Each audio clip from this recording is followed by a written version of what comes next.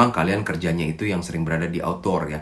Contohnya kalau kalian kerja di bidang construction, di mana kalian harus tetap ngebangun bangunan di luar, nah itu harus pakai bajunya yang benar-benar super khusus ya. Kalau enggak nanti bisa frostbite.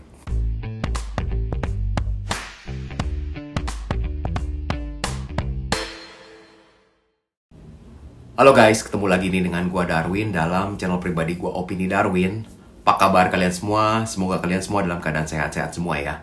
Dan dalam video kali ini kita akan membahas mengenai pertanyaan dari salah satu subscriber ya. Dia bertanya, "Ko Darwin, saya ingin pindah ke Kanada dengan anak dan istri, dan kita akan pindah ke Kanadanya ini lewat jalur kuliah. Yang jadi problem ialah saya ini takut dingin." Nah, ini sesuatu yang menurut gue cukup challenging juga ya guys ya. Karena kenapa? Kanada ini memang terkenal sebagai negara yang dingin. Bahkan di beberapa tempatnya itu super dingin. Nah, jadi kita akan kupas mengenai apa nih yang menjadi solusi buat dia nih ya, kalau dia takut dingin. Simak videonya sampai habis ya. Oke guys, bicara mengenai winter di Kanada, memang bagi beberapa orang yang belum mengetahui Kanada secara menyeluruh, pasti udah ketakutan duluan tuh ya mendengar kata winter. Karena beberapa tempat di Kanada ini, terutama di Central Kanada, itu winternya boleh dibilang harsh ya, atau berat. Contohnya kalau kalian tinggalnya di Manitoba, dan di kota besarnya itu namanya Winnipeg. Ataupun kalau kalian tinggalnya di Saskatchewan ya, di provinsi Saskatchewan, di kotanya yang mungkin yang cukup besar itu namanya Saskatoon dan Regina, itu winternya tuh kalau bener-bener lagi parah itu bisa mencapai minus 45 derajat.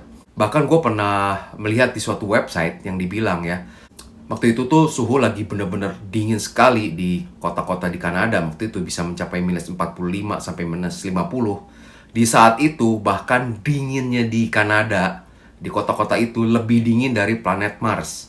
Gila nggak? Jadinya kalau kita nih suatu saat mau pindah ke planet Mars, kalau udah tinggal di Kanada udah terbiasa dulu kali ya. Nah ini bercanda aja ya guys ya. Tapi memang seperti yang tadi gue jelaskan, di beberapa kota itu sangat dingin sekali. Nah, jadinya kalau kalian ingin pindah ke Kanada dengan kondisi takut akan dingin, ini akan repot nih guys ya. Nah, memang ada beberapa kota di Kanada yang dinginnya tuh nggak parah. Contohnya itu di Vancouver. Nah, tapi Vancouver walaupun orang bilang itu hawanya mild, sehangat-hangatnya Vancouver itu masih ada snow kadang-kadang guys ya. Jadi contohnya, kalau Christmas kan kalau di Toronto mostly itu white Christmas. Artinya sering kali pas lagi Christmas itu udah turun snow. Nah kalau di Vancouver itu kadang-kadang bisa dalam beberapa tahun sekali itu turun salju pas lagi Christmas. Tapi nggak setiap saat turun salju ya. Nah cuman efek sampingnya dari Vancouver yang hawanya lebih mild dibanding kota-kota lain, tentu saja harga propertinya sadis ya, alias mahal. Dan yang kedua, di Vancouver itu sering hujan dan gloomy, sering mendung. Nah jadinya ada beberapa di antara kita ya udah rela deh nggak ke kota yang berhawa dingin, tapi efeknya kota itu sering mendung, sering gloomy. Nah jadinya gloomy itu kadang-kadang berpengaruh terhadap mood kita ya guys ya. Nah jadi itu yang kalian harus ketahui, bahwa kota terhangatnya di Kanada, Vancouver, itu aja masih snow. Dan yang kedua, kota itu propertinya mahal, alias living cost-nya jadi mahal. Dan yang ketiga, gloomy dan sering hujan. Nah lalu bagaimana nih dengan kalau di kota yang tempat gue tinggal saat ini? Gue tinggal di kota yang namanya Mississauga, itu berada di Greater Toronto area, di sebelah barat dari kota Toronto. Kurang lebih seperti Serpong lah kalau gue tinggal di Jakarta gitu ya. Nah Toronto ini termasuk yang hawanya not too bad kalau di compare dengan yang tadi di Manitoba atau di Saskatchewan itu. Di Toronto ini suhunya itu kalau lagi winter in average sekitar minus 5 sampai dengan minus 10. Tapi ada beberapa hari dalam winter itu dimana kadang-kadang ada extreme weather. Suhunya itu bisa mencapai minus 30 ya. Feels like-nya. Karena efek dari anginnya yang kencang itu. Nah, yang kedua di Toronto itu snow-nya itu basah. Kalau menurut teman-teman gue yang pernah tinggal di Alberta lalu pindah ke Toronto. Artinya itu basah lebih becek. Jadinya kalau sampai harus shovel snow itu lebih berat. Sedangkan kalau di Alberta, snow-nya itu lebih dry. Jadi lebih ringan untuk di shovel ya, kalau lagi salju tebal gitu ya. Kalau Toronto itu menurut gua dinginnya itu yang nggak enak itu dari anginnya ya, seperti yang tadi dijelaskan. Jadi kadang-kadang ada momen dimana suhunya itu sebenarnya cuma -2 atau -1, tapi karena anginnya kencang, jadi sepertinya -10 atau -11. Dan anginnya itu bisa nusuk sampai ke tulang ya guys ya. Nah, jadi gimana nih siasatnya kalau mau pindah ke Kanada tapi takut dengan winter? Nah, jadinya ini ada beberapa hal yang gue mau sharing. Yang pertama, tahukah kalian bahwa tubuh kita itu nanti suatu saat akan adjust dengan kondisi dan weather dari tempat kita tinggal.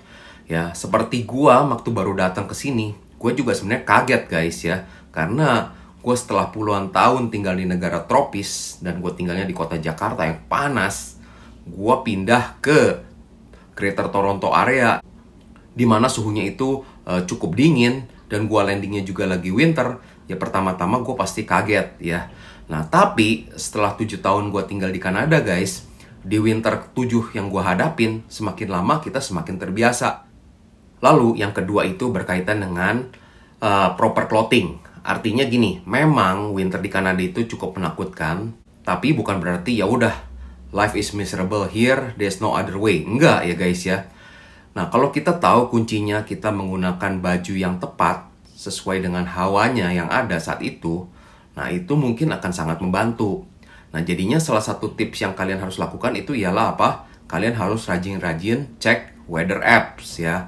Nah, dilihat nih, oh weather apps-nya nih kali ini anginnya lagi kenceng ya. Nah, kalian harus keluar untuk nunggu bis misalkan gitu untuk berangkat kerja.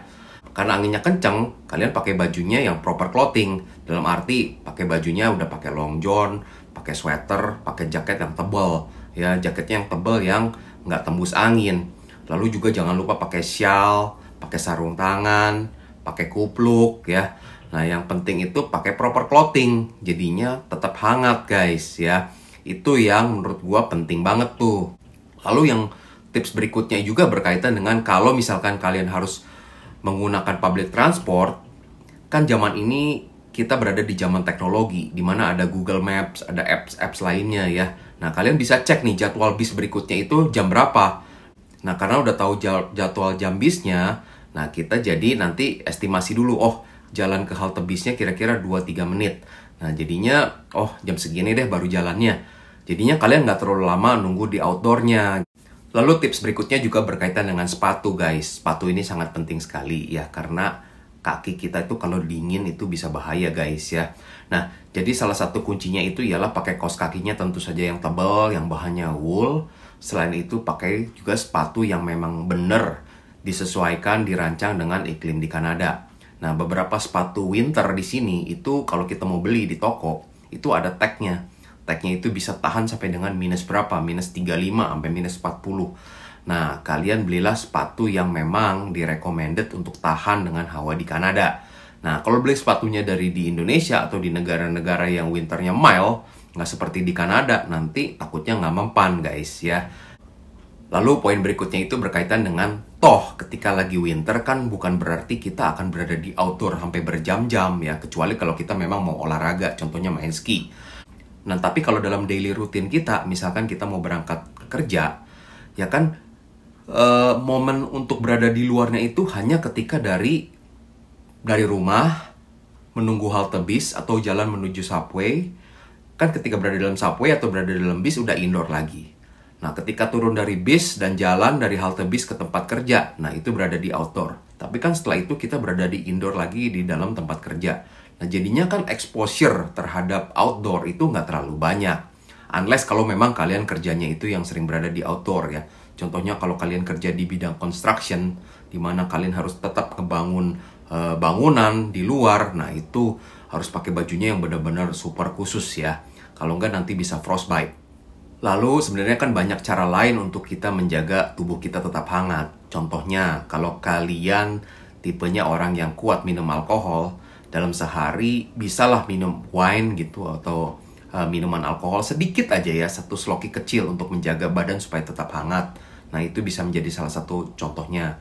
Tapi kebetulan gua nggak kuat ya kalau minum alkohol, badan gua gatel-gatel, jadinya gua nggak melakukan hal itu. Nah, yang gua lakukan ialah gua mempunyai termos untuk isi air hangat atau kopi hangat atau teh hangat. Nah, itu kalau kita lagi jalan keluar, kita bawa termos itu. Nanti kalau lagi kedinginan kita kan bisa minum juga ya. Nah, jadinya kan tetap hangat tuh guys. Kalau lagi winter, Gue suka masak sup ya, sup-sup anget itu kalau buat makan di badan rasanya anget, enak, itu ngebantu untuk badan kita tetap warm. Nah, jadi itu beberapa hal yang gue mau share bahwa ya, kalau kalian takut dengan hawa dingin di Kanada, sebenarnya masih ada beberapa hal yang kalian bisa lakukan untuk mengatasi winter yang dingin itu di Kanada. Tapi, kalau kalian tetap masih merasa takut juga, ya sudahlah. Jangan kalian consider untuk pindah ke Kanada kalau benar-benar takut sama winter di Kanada. Karena kota yang paling hangatnya aja, yaitu Vancouver, itu masih turun snow guys ya. Nah, mungkin kalian bisa alternatifnya pindah ke negara yang memang hawanya 4 musim tapi nggak terlalu dingin. Contohnya kalau pindah ke New Zealand ya. Nah, di New Zealand kan kota Auckland itu katanya hawanya enak banget. Ataupun kalau kalian pindahnya ke Australia di Sydney. Nah, Sydney itu dinginnya tuh paling dingin biasa 3 derajat, 4 derajat, nggak ada turun snow. Jadinya itu weathernya bener-bener mild ya. Nah, ataupun kalau kalian bisa pindahnya ke Amerika ya. Contohnya ke San Francisco atau Los Angeles. Nah, cuman kan kalau pindah ke negara-negara yang hawanya mild, itu biasa persyaratan imigrasinya lebih susah. Contohnya kalau ke Australia, seperti gue pernah share dalam beberapa video sebelumnya, zaman gue dulu mau coba apply PR ke Australia ya, itu IELTS-nya itu harus 7 each band. Nah, menurut gue itu sangat nggak mudah guys ya untuk mencapai skor itu. Ataupun mau pindahnya ke Amerika, ke San Francisco atau Los Angeles. Seperti yang kita ketahui, kalau mau pindah ke Amerika itu sangat sulit sekali. Yaitu contohnya kita kalau yang skillnya terbatas, mau nggak mau mengandalkan lotre ya. Ataupun harus nunggu ada perusahaan yang mau sponsorin kita. Nah, itu kan sesuatu yang tidak mudah, bukan? Jadi segala sesuatu pasti ada harga yang harus dibayar guys ya.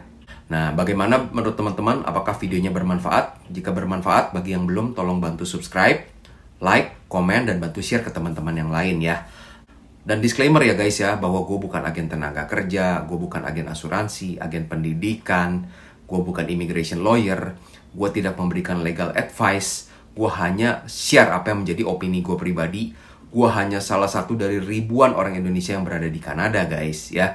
Jadi disclaimer, ingat satu hal itu ya. Terima kasih sudah menonton video ini, sampai jumpa di video berikutnya. Stay safe and stay healthy, oke? Bye!